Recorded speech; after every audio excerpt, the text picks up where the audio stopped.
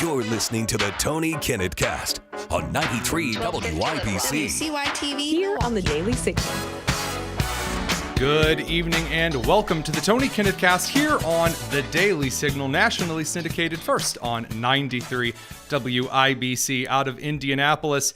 Well, the Trump administration is starting to deliver on a series of trade deals. Trade talks are rolling in very, very, very quickly. And though the Democrats had a very small window in which they could say things were unstable, they weren't going very well, you know, there's a lot of uncertainty and other issues here, there, and everywhere, those things have passed.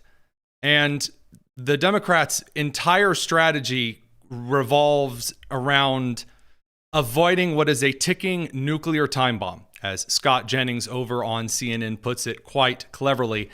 And this time bomb, of course, is around Joe Biden. Because when Joe Biden leaves, he's taken everyone down with him.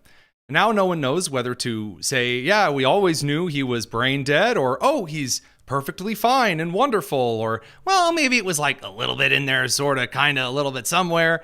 And, they got him out on BBC, and it didn't go very well, despite how much the weird BBC guy licked his feet that no one asked for. And by the way, I'm not joking when I say that the BBC individual, the interviewer, whom is a guy I've never really heard of before, really did think that Joe Biden was just the best guy in the world. Seriously, look at this. What did you make of those scenes in the Oval Office? What do you make of those scenes, Mr. President? Would you say they chuffed your Cheerios? President Trump and President Zelensky. And Biden's just asleep. I found... So what do? You bring him on The View. You bring him on The View because with Whoopi Goldberg, everything's better. And so what does he start doing? He starts the old race routine. That's why Kamala lost. Yeah, go for it, Joe. And it was like 2016 all over again. Oh, he looks terrible. Why do you think the vice president lost? And were you surprised? I wasn't surprised, not because I didn't think the vice president was the most qualified person to be president. She is. She's qualified to be president of the United States of America. Right. But I was surprised. I wasn't surprised because they went the route of the sexist route, the whole route. I mean, this is a woman. She's this. She's that. I mean, it really. I've never seen quite as successful. Who said that? Who said? Show me the political official in the RNC. The one running for office, whether it's Trump or Vance, any of the cabinet that was like, oh, she's a woman. Ah, yes, I too enjoy 1920s political posters. Successful and a consistent campaign undercutting the notion that a woman couldn't lead the country and a woman of mixed race. Ah, yes, a woman of mixed race. That's the squeaky wheel. Sure. Way to go. And that was actually the most coherent that Biden was in the entire interview, in the entire show selection. I kid you not, at one point, he just starts bubbling like a cheap water fountain. The benefits. How do you lead the world without having the best infrastructure in the world? How do you lead the world without having the best healthcare in the world? How do you lead the world without having the best education system in the world? How do you lead the world when you don't have that done? There's a character in King of the Hill called Boom Hour, and one of the running jokes in the King of the Hill, which is a great American cartoon, more beloved in Japan than the United States, which is another story for another time. Boom Hour talks like that. He said, well, I'll tell you what, I'll go out right down there, and we're going to get out there. And then that's usually followed by Hank going, what are you saying? And well-deserved, because no one has any idea what Joe Biden has said or is saying. That brings us over to the last savior of the Democrats, and that would be Bernie Sanders and his socialism.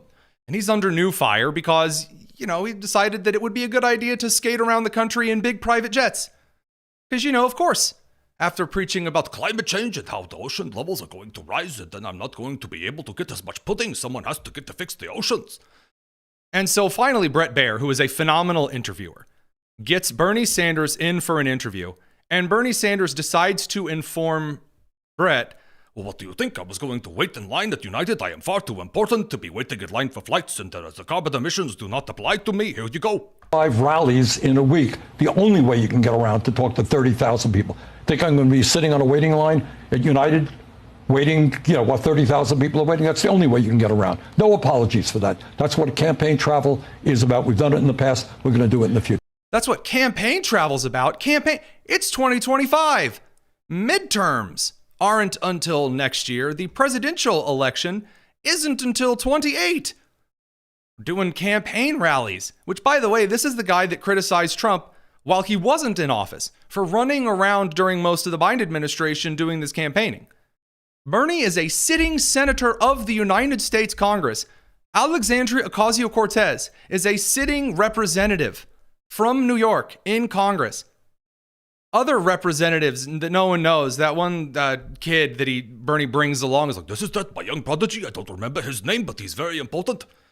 The same guy, Maxwell Frost or whatever, the discount Incredibles villain. I'm not quite sure why on earth Bernie believes that he's going to escape scrutiny for this. And then, of course, because they have no one but Biden. They have no one but Kamala. They have no one but Bernie. They have to run out and defend him. So Andrew Yang, he runs out. Remember Andrew Yang, Mr. I'm going to give everyone $1,000 a week for life? You don't remember him because he was a really awful presidential candidate? All right, well, anywho. Andrew Yang decided to lead the charge defending Bernie Sanders for his private jet use. He says Bernie Sanders is 83 and had to be in multiple states in the same day. In that situation, you fly private. Okay, boys and girls, I'm going to let you in on a little secret. Bernie Sanders is not the senator of Nebraska or Iowa or Idaho or Montana or Arizona or New Mexico or Texas. He's not a senator of any of those places. He's a senator of Vermont. He doesn't have to be in those states in the same day. He doesn't have to be there. He's a senator. His job, as we talked about on yesterday's show, as part of the legislative body of the government, is to write and pass laws, to approve or deny confirmations, and to hold committee hearings in which you ask questions so the American people can get answers. That's it. And why isn't he participating in that? Well, maybe it's because you actually have representatives who are so stupid they're still chewing on their knuckles, allowing Trump cabinet officials like Scott Bessent, who, again, is in a wrestling match with Marco Rubio for best administration official in decades. You've got representatives in congressional hearings embarrassing themselves because Scott Bessent won't topple U.S. trade deal negotiations right off the top of the bat. Check it out. Specifically, which countries are you close to striking deals with? I'm sorry, Congresswoman, but that would not benefit the United States. No. I'm asking you a question based on the statement that you made on CNBC.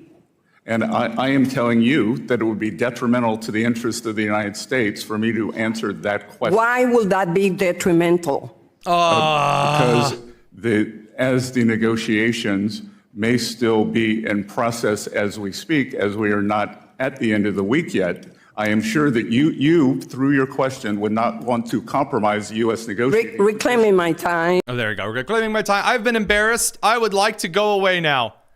Absolutely stellar. So the Democrats are in a bit of a pickle. And that was before the trade deal started rolling out. Today, presto hesto, we've got some trade deals. So President Donald Trump kicks in the door like the Kool-Aid man with an announcement that Keir Starmer has agreed to a major trade deal regarding the United States, the United Kingdom, some of the trade negotiation principles we'll get into in a second. Here's the President of the United States. This morning, I'm thrilled to announce that we have reached a breakthrough trade deal with the United Kingdom, incredible country. Today is a victory day for World War II. We won the war together exactly 80 years ago, so there could be no more perfect morning to reach this historic agreement. And it's beautiful weather out. I will tell you that, Keir. Beautiful weather. It's so perfect outside. But it's really, in particular, the agreement with one of our closest and most cherished allies. Now, that deal is set to be signed rather soon. We'll catch a little of that and head over to our White House correspondent on the live stream. Radio crew, we'll see you in a second with Andy No. It's the Tony Kinnett Cast. Now, the individual deals of the trade. All right, we've got new United Kingdom tariffs from the UK. They were at about 5.1% on American goods. Now that's down to under 2%. Currently, the U.S. tariffs are being allowed to remain instated on some UK goods coming into the country at 10%. And then unprecedented access to the UK market is really where this starts showing some fruit here. The United States, especially through its farms, is going to have access to selling in the United Kingdom at a rate that United States goods were not allowed to be sold in the United Kingdom before, which, given that the country is usually eating boiled beans and depression, it is kind of nice. We're going to cut over to our White House correspondent, Elizabeth Mitchell, who's on the line for us here. We cut now live to Elizabeth Mitchell, the Daily Signal's White House correspondent outside a little bit rainier nation's capital. Elizabeth, how's it going? Great. Thanks for having me, Tony. So let's dig right in. Trade deal, Keir Starmer, Scott Bessent, Trump. Big stuff going on today at the White House. Break it down for us. Yeah, I really enjoyed seeing this news today because the first time that I was in the Oval Office with the president was the president's first meeting with Keir Starmer, in which they kind of laid the groundwork for the deal that was unveiled today, where it's a great deal, they say, for both the U.S. and the U.K., going to open up a lot of great trading deals. Of course, the president has said that the U.S. has been ripped off by countries all across the globe, and great to see that today that has ended with the U.K., and free trade will be available between the two nations. We received a statement from the director of policy over at the National Cattlemen's Beef Association earlier today. They were celebrating this major push. Like 11,000 tons of American beef is for the first time going to be not tariffed as heavily in the UK market. This is a pretty big win for farmers. What are you hearing from the rest of the Trump administration? I know there are some other trade deals in the works. Scott Bessent pushed back heavily with members of the House trying to pry on other deals that are in the works. Have you seen any other foreign delegations? What's the buzz? We're definitely going to be seeing more deals in the upcoming days. I'm sure countries will be quick to want to line up to be right behind England for second, third, and fourth trade deal. Of course, the president has plans to speak with China in upcoming days as well. He's going to Saudi Arabia next week, where I'm sure he's going to be having similar conversations with Middle Eastern countries. So I think we can expect to see a lot of updates here. Now, of course, you're being added to a lot of the on-the-move White House pools. Whether that's aboard Air Force One, asking the president questions, or on delegations with the vice president and so on. Are there any upcoming trips? I'm not sure if you can share this with us. Obviously, there's a couple of safety issues, I'm sure, with announcing plans in advance. Have you been notified of any trips in the next couple of days that might signal some impending trade deals or foreign policy moves?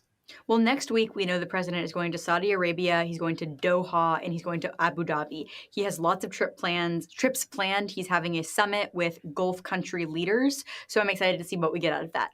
You brushing up on your Arabic in case you're asked to go on such a trip? Absolutely. All right, last question here, because I know we've got to cut you loose so that you can get more to where you need to go.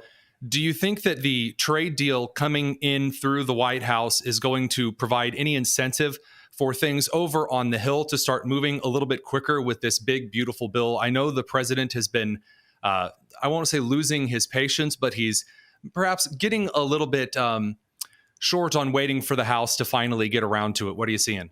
I'm sure a lot of us, even as reporters, feel like we've been hearing about this big, beautiful bill for such a long time. I can't wait to have it be executed. But I think we are getting very close to having an official bill. Our tax experts at the Heritage Foundation, the budget reconciliation experts, say that we can expect to see something very soon. So I'd be looking for that in the coming weeks. Excellent. Elizabeth Mitchell, the Daily Signal's White House correspondent. Thank you very much for joining us. Thanks, Tony. We'll be back in just a second. We're going to cut over to Andy No for an exclusive on the insane Trantifa attacks, if you can believe it, over in Washington and Portland. Well, of course you can believe it. It's Washington and Portland, Oregon. We'll be back in just a second. Don't go anywhere. It's the Tony Kinnett Cast. It wouldn't be summer in the United States, a lovely end of spring, without a couple of Trantifa, as he calls them, protesters and rioters causing trouble. So we're going to catch some of the latest observations of the one, the only Andy No, of course, the author of the New York Times bestseller Unmasked, Inside Antifa's Radical Plan to Destroy Democracy. And no one covers this stuff better. Andy, thanks for joining us. My pleasure. So let's talk about the latest nonsense at the University of Washington. I know that this had to do a little bit with Riley Gaines, who was coming to speak at the campus. Things quickly got out of hand. Break it down for us. So there were back-to-back instances of political violence from the radical left, Antifa. Shocking. And their comrades, Trantifa, I call them. And it started off on Monday this week, where at Portland State, Riley Gaines was a speaker at a event organized by TPUSA. And there were militants who responded to the call to try to shut down the event. They were unable to shut down the actual speaking event. So what they did was assault law enforcement that were protecting the building and harass attendees going in and out. And simultaneously at the University of Washington, 3 hours north in Seattle, a banned group called Super, SUPERUW, which is a radical Palestinian advocacy extremist group, I would call them. They express support for the October 7th attacks. Of course. They celebrate the Hamas terrorism. They took over an engineering building and came with Antifa dressed in black bloc, wearing masks, and started fires and destroyed the science and engineering equipment inside. I was going to say, you realize how accurate that is to what Hamas does over in Gaza, taking a bunch of engineering equipment that was meant to build and create and setting it on fire and turning it into weapons for their political protests. That's a little on the nose for the American version of something, wouldn't you say? Yes, and the occupation lasted for several hours, and in that short amount of time, they were able to do about $1 million worth of damage.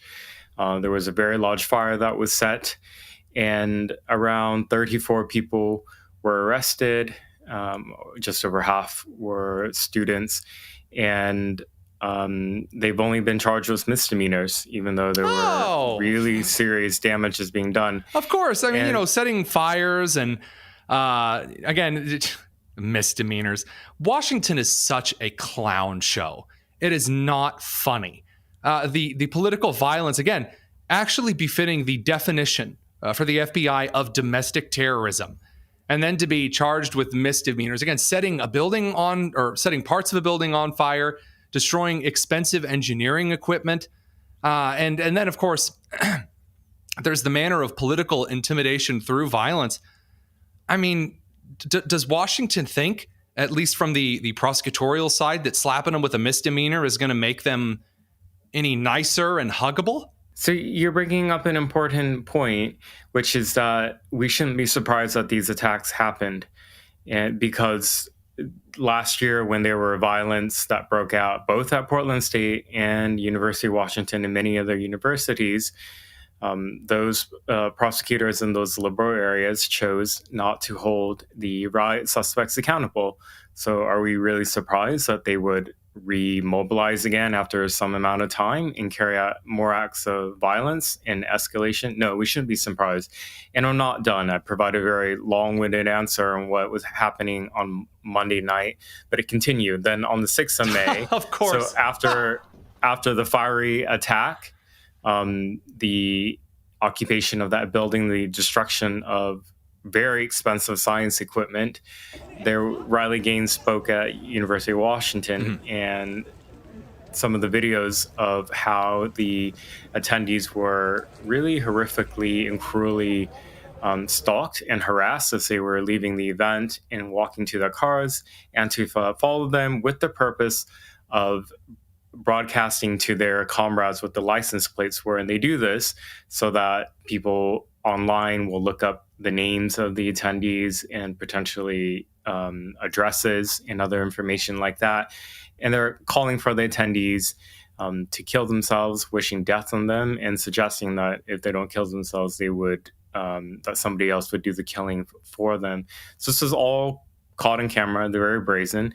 And I mean, Seattle is where Chaz happened 5 years earlier. And I mean, that was a death zone that was able to happen with impunity. You know, people took over public property in the name of so-called anti-fascism, anti-racism, prevented police from going in, and shootings occurred and people died. And really nobody was ever held accountable. So these are the jurisdictions where this violence is happening because it's allowed to happen. So there's a one more, I wouldn't say a rumor. I think there is a little more than a rumor in this case. Now, a lot of the criticisms on this crew have called them, animals. They're acting like, they're acting like animals. And it appears that there may have been feces throwing. Am I getting that right? A little of that happened as well? It did happen. So my colleague Katie Davis witnessed it and recorded the video. The Trantifa militants at University of Washington came with feces that they had in bags, and they just hurled it at some of the student volunteers at the TPUSA table who were tabling outside this event in front of the presence of police. And you can see it was partially caught on video. The Seattle police don't respond. They just stand there. You can see in all the death threats that were being uttered at some of these elderly people, disabled people as they're walking to their cars was done in the face of police. And police didn't even bat an eye. I don't know if a lot of people online are faulting law enforcement, but really this is all happening in a context of where if police were to respond, they themselves face injury from the militants who will likely attack, and then the local prosecutors would likely drop the cases and dismiss them, or judges would dismiss them, so nothing ever happens. So, you create this horrible system or environment now where violent organized criminality is encouraged, and those who may be able to do something, such as law enforcement, are systematically demoralized. And that systematic demoralization is such a constant theme, but I want to touch on the law enforcement point just very briefly here. Far be it from me to praise New York for anything, but the Columbia University protest in which a bunch of not students raided this Columbia University library. We talked about this on the show yesterday, a little story in 3 parts.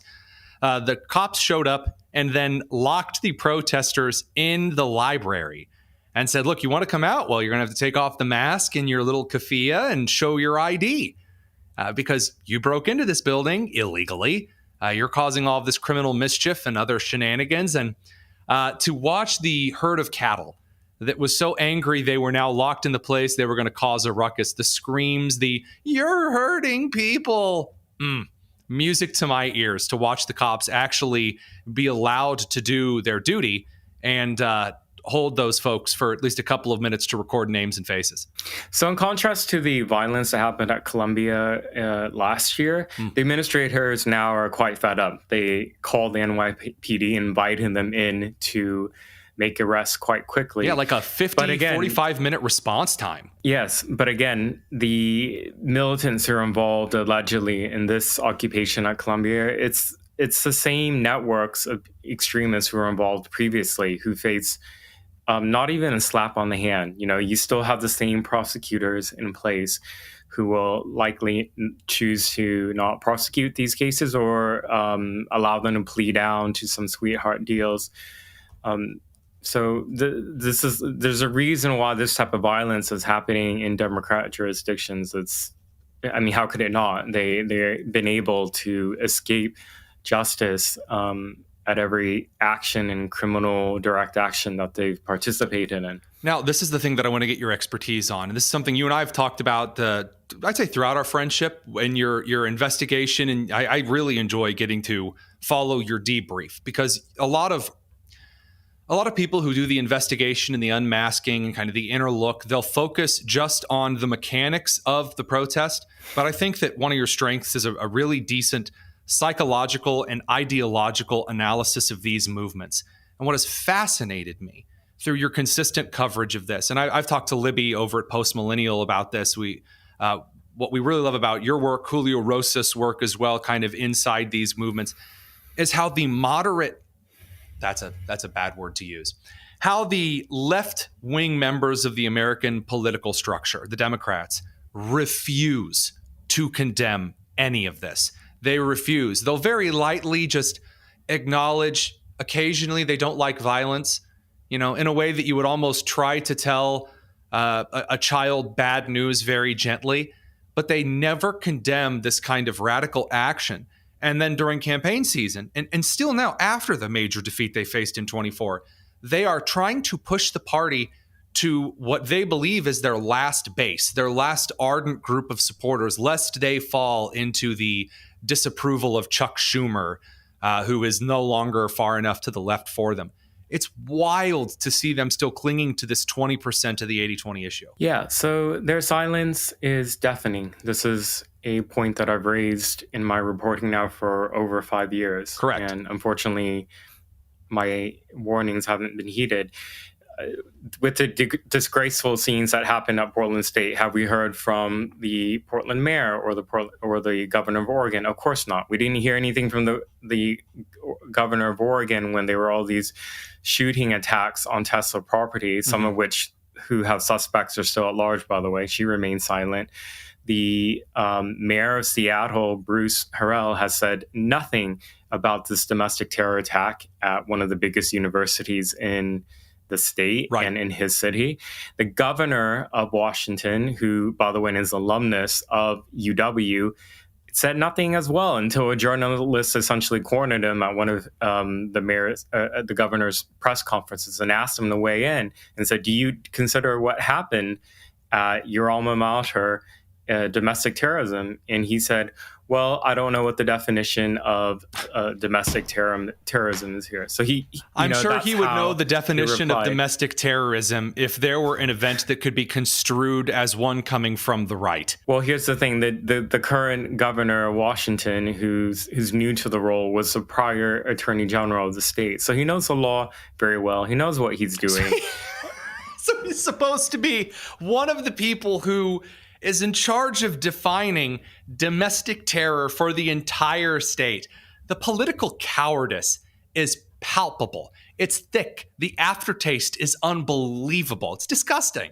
Yep. And this is why Antifa flourish in Seattle and Portland and all the cities in between and in that area. You have a system that allows it. That's quite simply what it comes down to. Like, people ask me all the time, why does this happen after all these years? This same type of criminality, the tactics are the same, many of the same people are involved, and the answer is because they're allowed to. And I think that's pretty right on the nose, as usual. Andy No, again, phenomenal author. Will of course link Unmasked in the description.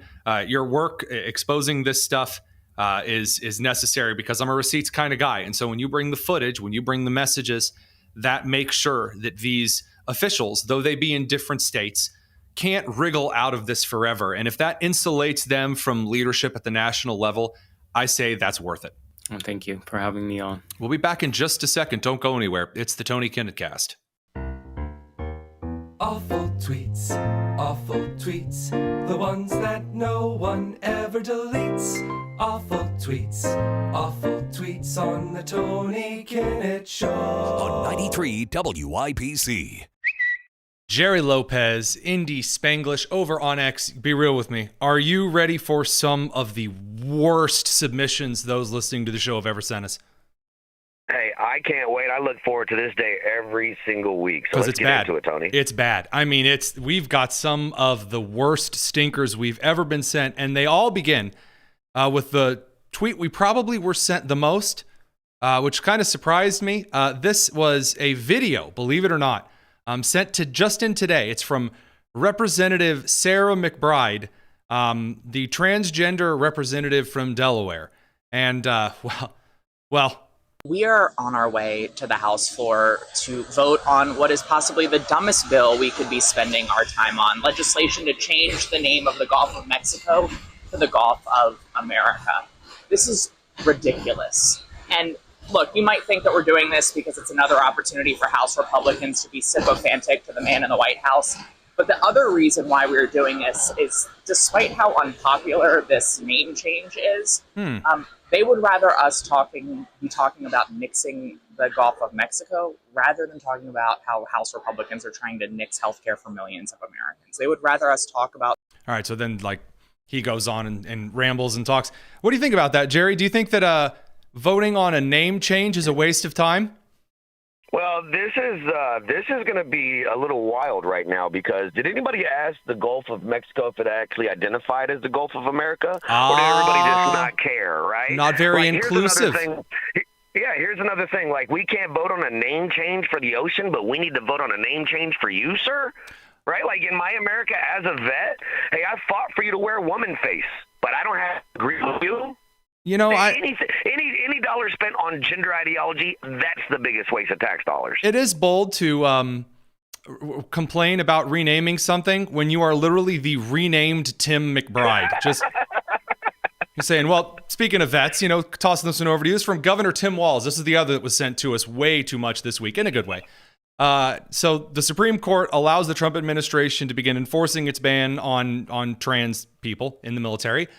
And Governor Walz responded, "There's nothing patriotic about attacking those who raise their hand to serve." What do you think about that from Tim Walz? Governor Tim Walz, who identifies as male, he has no room to talk considering he deserted his unit right before they deployed. If nothing is more unpatriotic than that, it's saying adios to your friends that are going overseas. Hey, he carried weapons of war in Italy. Like all serious high-octane theaters are. Hey, listen, it's like saying you were deployed to Kuwait. Anybody who's deployed knows that doesn't count. This next one's from Senator Jim Banks. He's talking about, again, the president of the United States and, again, supporting our troops, celebrating, huge day in our country coming up here. We're still apparently trying to pass around the rumor that he called them suckers and losers. How many times does this have to be discredited before we stop hearing this nonsense? Listen, we're going to keep hearing it because they know most people don't do their own research. It's going to be a theme that we're going to have throughout awful tweets every time we have it, where somebody posts something that is blatantly false, but the vast majority of Americans don't do any research. Well, let's not get too excited about research yet because we've got some listicle style tweets from Peter Sweden. He says, in Germany, they're now talking about banning the AfD party. In France, they banned Marine Le Pen for running for president. In Romania, they banned Calin Georgescu from running for office. In Brazil, they banned Bolsonaro from running for president. In the USA, they tried to stop Trump as well. Well, I don't know why you didn't use the word ban there because you said ban for everything else. But that's the funny thing about the left. I don't think they know what the word ban means. Right? You can lose. That's not being banned. I see banned books every single day at Barnes & Noble. Hey, Jared, just a quick question here. You remember Sesame Street? You remember that song, one of these things just doesn't belong here? I think they did a little more than just try to stop Trump. It was a little bit more than that, but, self-awareness not exactly running high. This next one's from Maria Sacchetti. She's a big, important journalisty journo. And she's going to tweet about the Kentucky Derby. She says, Trump officials who have sought to expel hundreds of thousands of Venezuelans, no more context, are celebrating the victory of sovereignty at the Kentucky Derby. Sovereignty's jockey, Junior Alvarado, is an immigrant from Venezuela. What do you think, Jer? Yeah, somebody please let this moron know that it's not about immigrants. It's about illegal immigrants. And that distinction is the point of the whole conversation. My family is a family of immigrants. We're all legal. We're all good. What she needs to turn around and pay attention to is, do you think it was, a little coincidental that sovereignty beat journalism?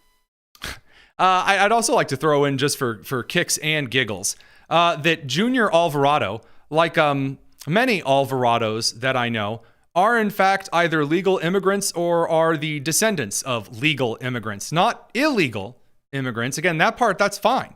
Again, the inability of the left to differentiate between legal and illegal it never gets less entertaining. All right, this next here is a very wordy, grumpy post from this guy named Maddox. Who he is not important, but he's mad that people are cheering NPR and PBS getting defunded.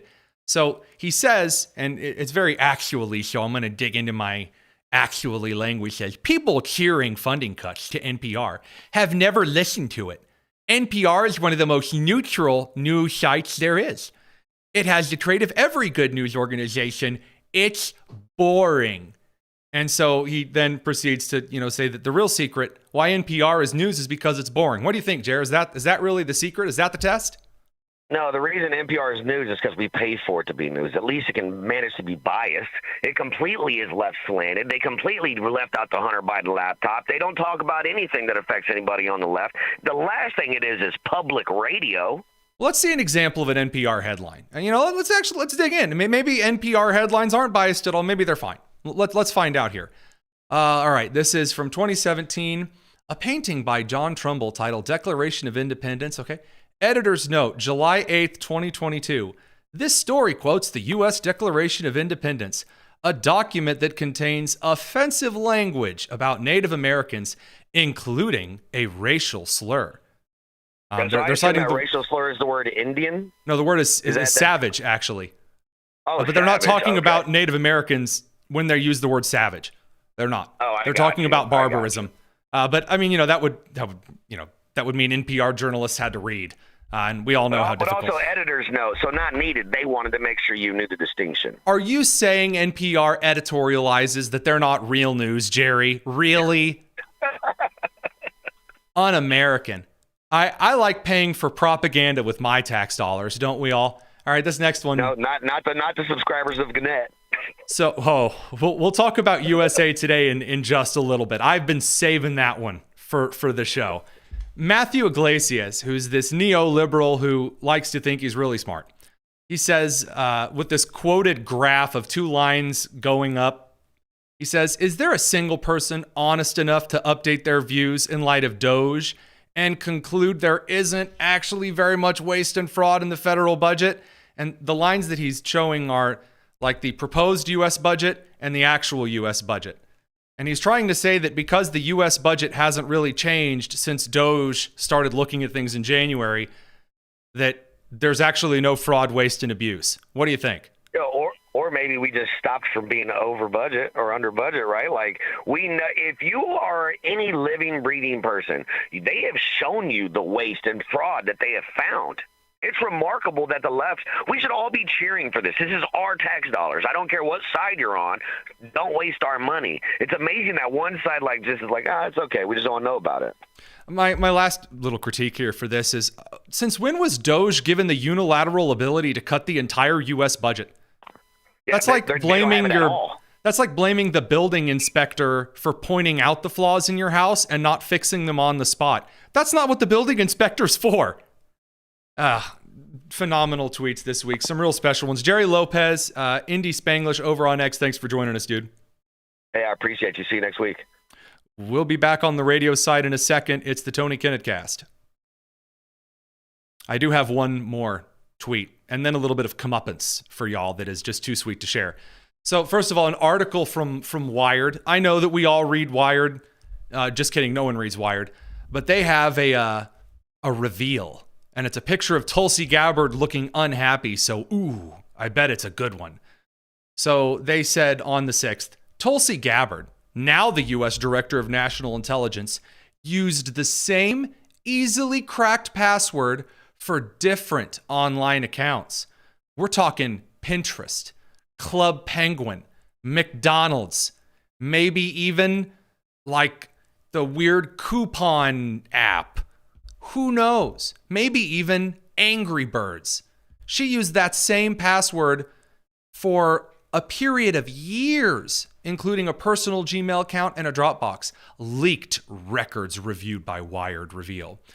Now, did she have passwords to anything important that were easy and were not changed while she was an elected member of Congress or while she was the Director of National Intelligence?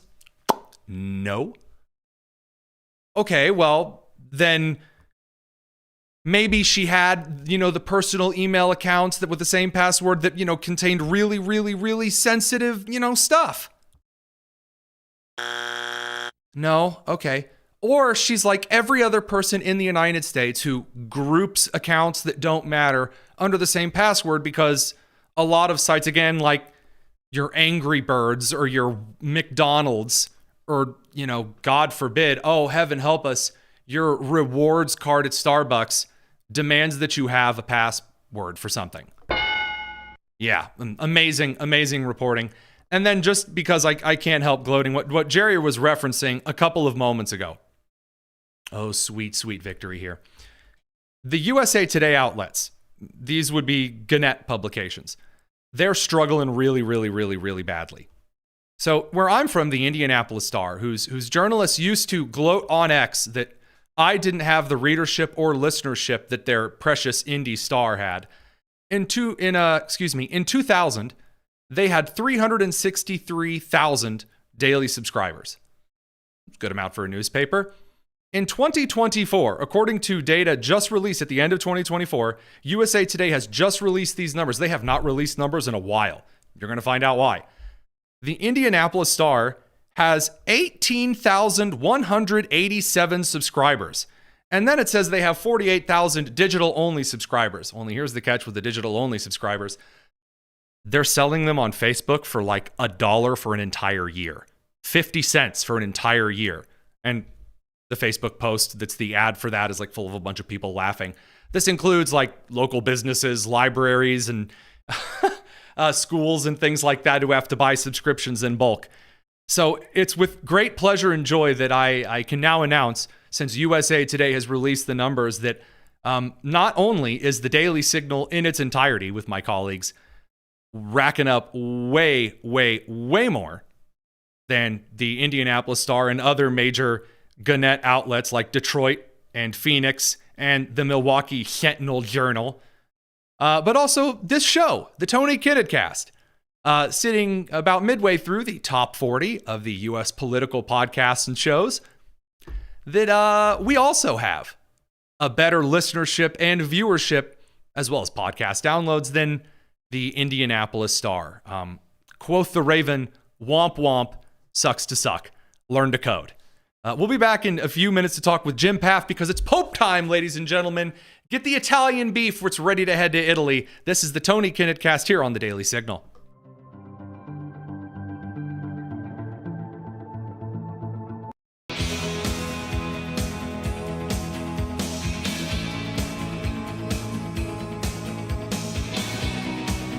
You're listening to the Tony Kinnett Cast on 93 WIBC.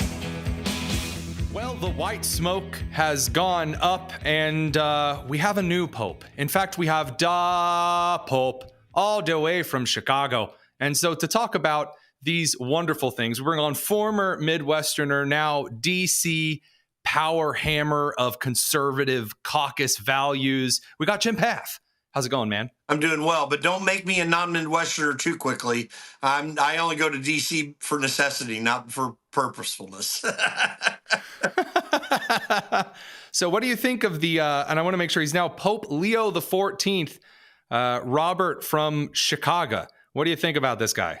I'm learning a bit more about him. He was on the list of potential popes back when Francis died, as those lists were coming out. And he's thrown in this moderate camp, and he's being portrayed as a kind of a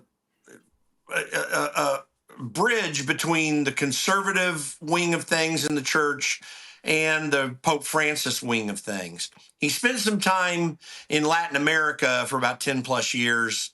That's my concern about liberation theology, but he's in the Augustinian, he's an Augustinian monk. That's actually a positive thing. That tends to be a more conservative side of things in pontifical thinking. So, we're gonna learn a lot as time goes on, but it is really newsworthy. It's the first American Pope. And that's big news, because the Italians dominate throughout the centuries with, certain, diversions from that recently, actually. So we had a Polish Pope, and we had a German Pope, then an Argentinian Pope, and now an American Pope. So that is an interesting trend. I got to tell you, I do feel pretty badly for the alumni of Villanova, which is where this guy graduated from. Not because, I don't think they should be proud of, having a pope, but You know that the university is going to use this in every fundraising email from now until the end of time. Oh, goodness, yes. I mean, it's and people are going to be doing Pope something or other in basketball games. I mean, they're still a credible basketball program with 3 NCAA Do you victories. think that you're actually going to have a Pope finally visit or like bless the college team before the NCAA playoffs? Oh, well, they wish. I doubt that that's going to happen, but it would be interesting if it did. That definitely. Well, I mean, you've had popes.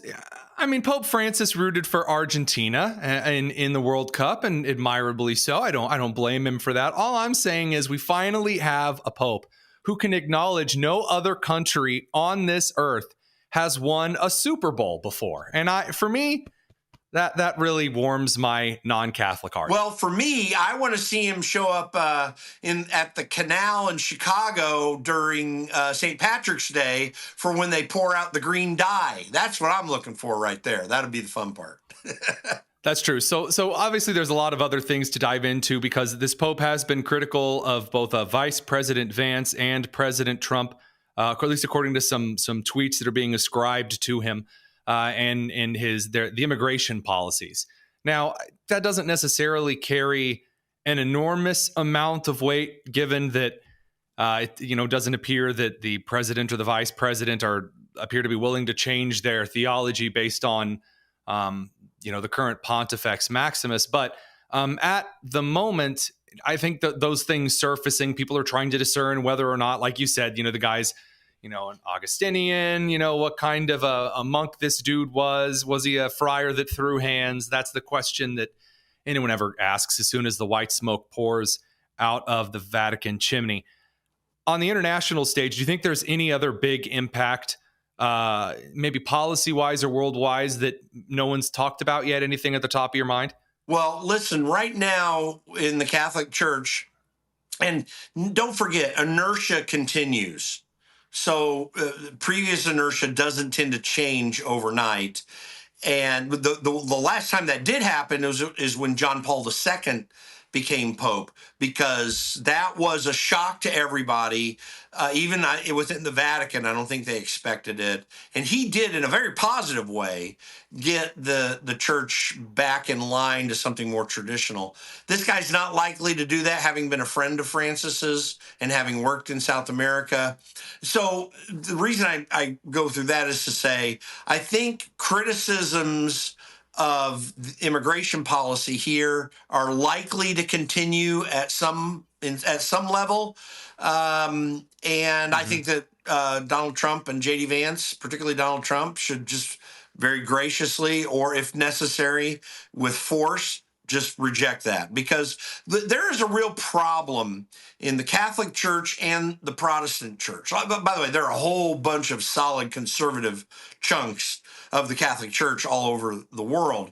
But there is a progressive movement in both the Protestant church movement and the Catholic Church movement that we need to be working against. In fact, Megan Basham wrote a book, Shepherds for Sale, some time ago.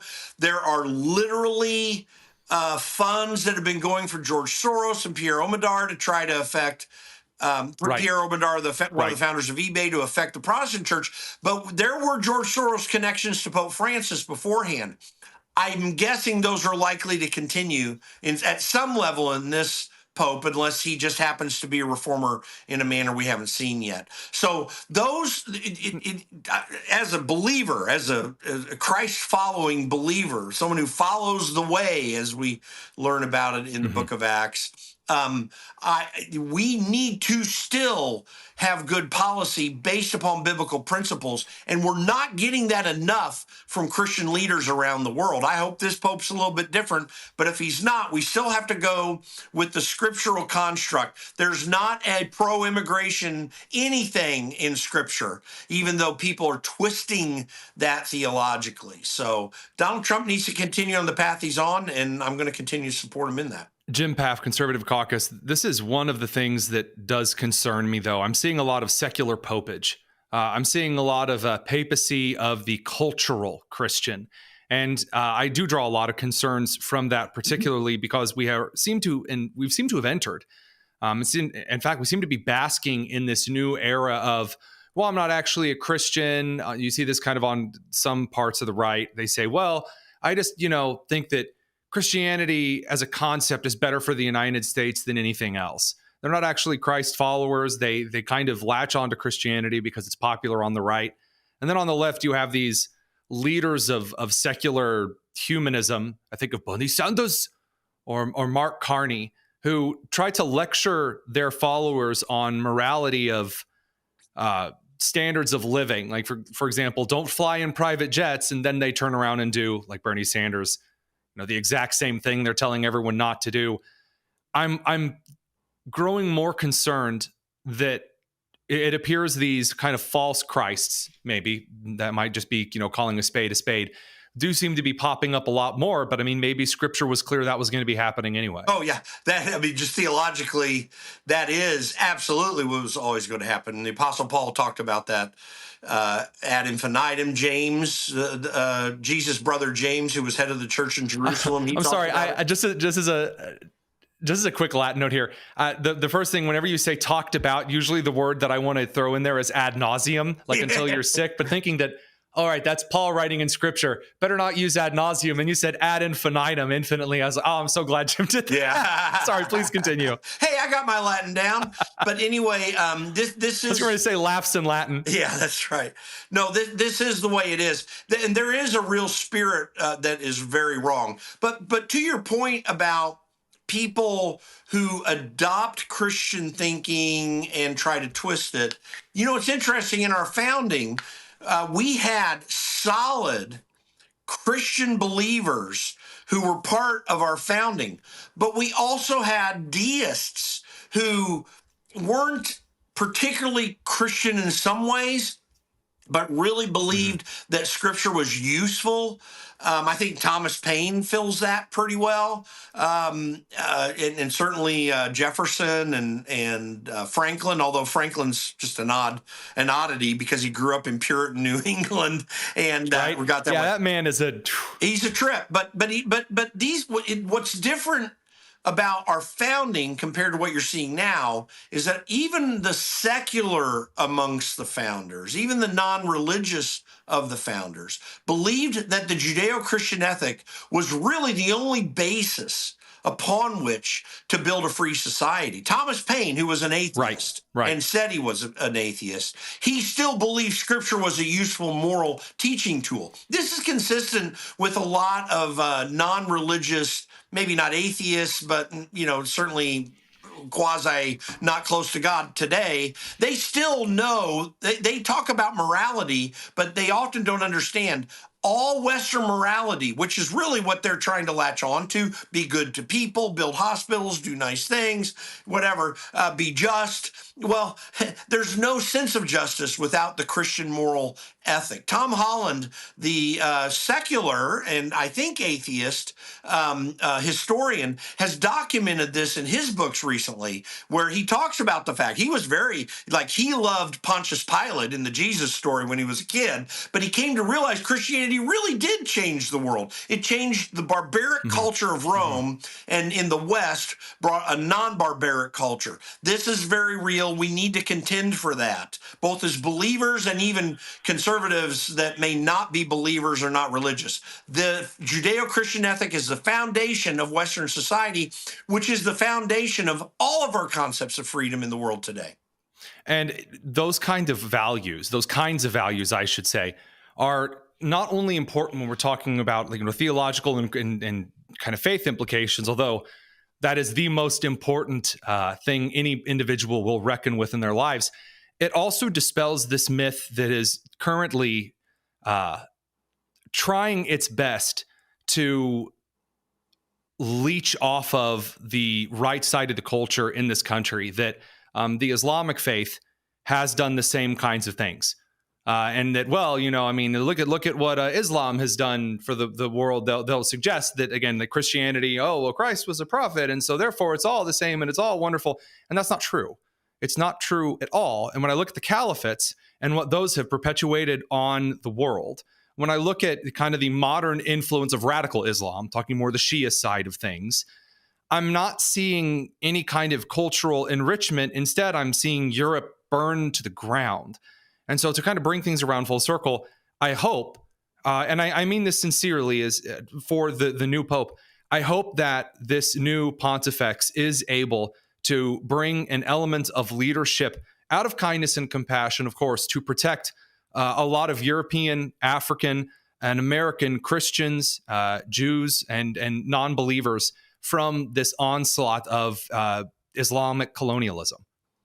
Yeah, so a couple definitional things, just very quick to get to this, because you're absolutely right. Listen, the concepts of freedom did not come from Islamic culture by and large. But there are two interesting things. So definitionally, you can say that Islam is one of the Abrahamic faiths because they do draw from the Old Testament to some degree. Although, you know, the Quran really, the split is very early on. Yes. Okay, so that's fair to say. Right. The other thing is, in the Middle Ages, there was a strong and very influential strain of philosophical insight that was taking place in Islamic culture, which was attempting to merge the ideas of Aristotle and Greek philosophers into their culture.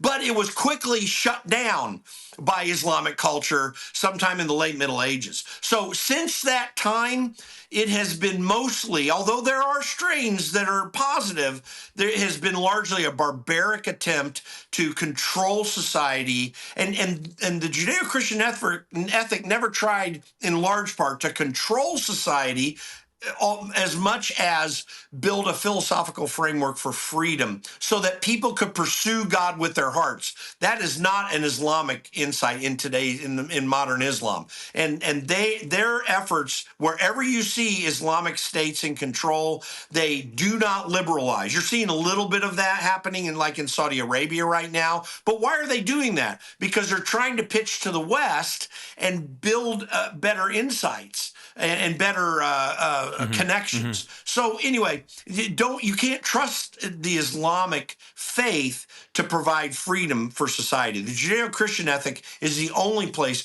where that has happened. And literally for thousands of years, for millennia, that's been the case.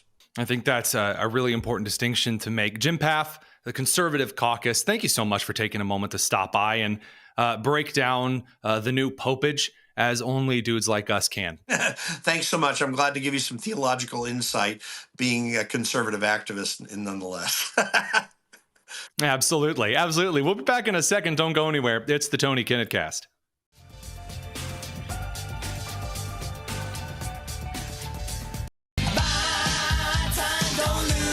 It's the Tony Kinnett Cast on 93 WIPC.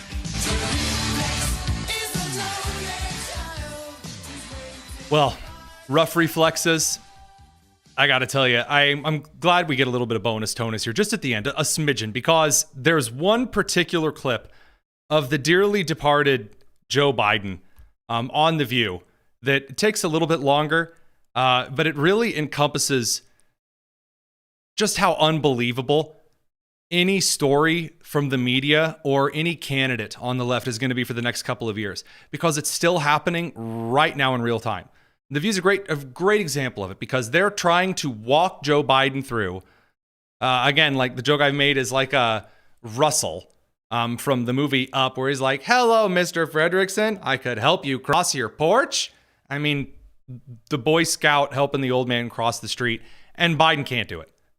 And so Jill Biden, the real president of the United States, along with Crackhead Hunter and the mystery cabal of Wonder, over the last couple of months of his presidency, she swooped in to save the day. And so here you go. Yeah. Mr. President, since you left office, there have been a number of books that have come out, deeply sourced from Democratic sources, that claim in your final year there was a dramatic decline in your cognitive abilities. In the final year of your presidency. I love the smirk that you can see on his face there, because he's like, "Oh, I knew this was coming." But at the same time, he's also probably looking at his lapel going, "I wonder if I can eat my microphone. I wonder if I can smell it from here." In the final year of your presidency, what is your response to these allegations, or are these sources wrong? They are wrong. There's nothing to sustain that, number one. Number two, think of what we were left with. We were left with a circumstance where we had an insurrection when I started. Not since the Civil War. We had a circumstance where we were in a position that. So you can see Jill, by the way, there in this clip right here. She's going, oh boy, here we go again. And let me see, do I actually have, I just want to see if I have this on standby. I don't. We need to get like some circus music for the soundboard, because here's where Jill's like, great, here we go again. And so Joe's going to start rambling. Jill knows she's going to have to step in, so activate the Avengers. In a position that we, the pandemic, because of the incompetence of the last outfit, end up over 1 million people dying, And we're also in a situation where we found ourselves unable to deal with a lot of just basic issues, and which I won't go into. So he's saying we found ourselves in a position where we weren't able to deal with a lot of basic issues. You mean like when your Secretary of Defense like pieced out Home Slice because he decided it was time for some surgery and didn't tell anyone? And so just no one was watching the country for a while? Or when you passed out on Rehoboth Beach? Or Pete Buttigieg took chest-feeding maternity leave? Magical. It's interest of time. And so we went to work and we got it done. And, one of the things and Alyssa, one of the things I think is that the people who wrote those books were not in the White House with us. And several of the sources are direct quotes from people in the White House with Joe Biden. And by the way, you notice that she doesn't say who were not in the White House with the president. She says we're not in the White House with us. Oh, great Queen Dr. Jill Biden, the equal ruler with Joe, the aged child sniffer. they didn't see how hard Joe worked every single day. Well, I mean, unless he called it at 10:30 and he was chilling on the beach. I mean, he'd get up, he'd put in a full day. And then 10:30 a.m., ladies and gentlemen, time for the lid. And then at night, I'd be in bed, reading my book, and he was still on the phone reading his briefings. You and I both know the only briefs that man was reading were the ones on his drawers. The only briefs that man was reading was like Underpants Monday, Underpants Tuesday, if we were lucky. Working with staff. I mean, it was nonstop. It's the White House, being president is not like a job. It's a lifestyle. It's a life. See, being the president is just like CrossFit. It's like cycling. Being the president, it's the lifestyle. I mean, it's, life that you live. You live it 24 hours a day. We always talk about how much Kamala Harris and Jill Biden are different. I'm getting a lot of the same vibes. It's a job. It's a lifestyle. It's a life that you live. You live it every day. The significance of the passage of time. That phone can ring at 11 o'clock at night or 2 in the morning. I'm going to tell you a secret. My phone also rings at both 11 o'clock at night and 2 in the morning. I don't know if you guys noticed this, and this is the proof here, right? When there was footage, live footage, on the air of Biden dead on the beach in Delaware, looking a lot like he is right here in this beautiful screenshot. Appropriate. How many times did you see in that video that was like hours long, someone come up to the president, again, dead in the chair on Rehoboth Beach and go, Mr. President, President Sisi of Egypt, Mexico is calling. Mr. President, Pete Buttigieg on the line. It turns out he can't breastfeed. Mr. President, Mr. President, I'm afraid that we may have lost the children you were supposed to sniff by noon today. No one bothered him with a call. No one did any of that. Not even a little. It's constant. You never leave it. And Joe worked really hard. I think he was a great president. And if you look at things... She's talking... I love this so much. She's talking to him like he's a child, not in the room. And I think Joe did a great job. In fact, let me rummage around here in my old lady purse. I'm going to give Joe a good job sticker just for you on your t-shirt there. Good job, Joe. Everyone say good job for Joe. If you look at things today, give me Joe Biden anytime. If you look at things today, and now look, she's all proud of herself, and Joe Biden's like, lasagna.